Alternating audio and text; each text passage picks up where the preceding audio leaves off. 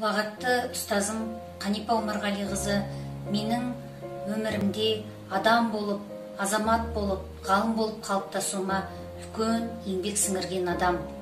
Менің екінші анамдай болған адам.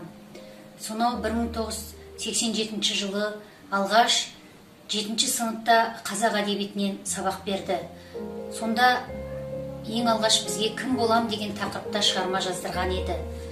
Сонда шығарма жазған кезде мен дәрігер болам деп жазған едім. Бірде-бір бала сыныптағы қазақ тілі мен әдебиеті мамандығын таңдамаған еді. Қанипа Омарғалиқызы бізден келесі қайтара тағы да шығармалатын ескертті.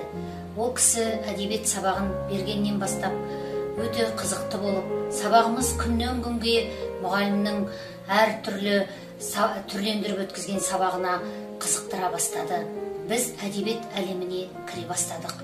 Сөйтіп, жылдың аяғында ол кісі қайтадан шығарма алған кезде сыныптың тең жартысы қазақ тілі мен әдебиеті пәнінің мұғалімі деген мамандықты таңдадық. Сол 11-ші сынып бітірген кезде біздің 25 оқушының 20-сы қазақ тілі мен әдебиеті мамандығының мұғалімі мамандығына оқуға түсті.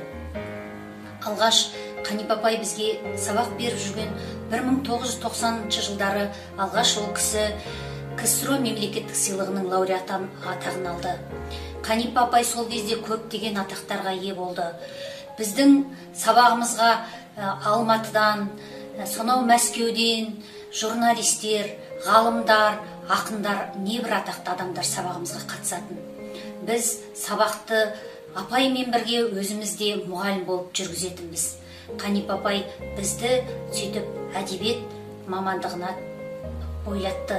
Яғни Қанипа апай бізге сабақ беріп жүргенде авторлық сыныптың шәкірттері болып біз алғаш бітірген едік. Кейіннен университетке барып оқыған кезде де, ары қарай магистратура оқыған кезде де Қанипа апай менің ғылыми жетекшім болған еді. Осы Абай мен Әуезов тақырыбына қарай мені жетелеген, сол бағытқа қарай тәрбиелеген ұстазым Қанипа Омарғалиқызы. Ол кісінің ғылымға салған жолы, мені ұстаздыққа қарай жетелеген жолы бұл мәңгілік менің жанымда қалады, мәңгілік менің сарқылмас қазынам болады.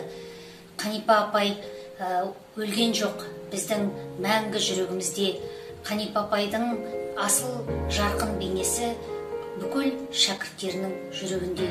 Қанипа апайды біз еш уақытта ұмытпаймыз. Ол кісі біздің тек қана ұстазымыз емес, қаншама жүздеген шәкірттерінің жүрегінен орын алған екінші аналарындай адам деп айтқым келеді.